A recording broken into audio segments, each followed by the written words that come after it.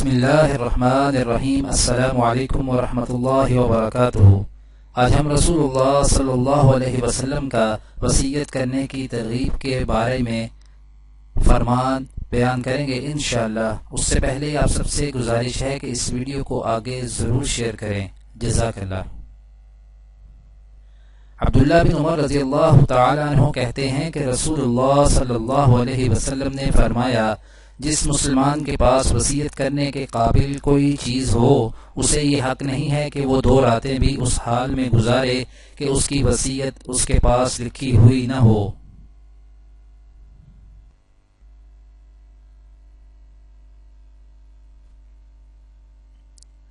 وضاحت یعنی اس کے پاس مال ہو جس کے لیے وصیت کی ضرورت ہو یا کسی کی امانت ہو تو ضروری ہے کہ ہمیشہ وصیت لکھ کر یا لکھوا کر اپنے پاس رکھا کرے۔ ایسا نہ ہو کہ موت آ جائے اور وصیت کی مہلت نہ ملے اور لوگوں کے حقوق اپنے ذمہ رہ جائیں۔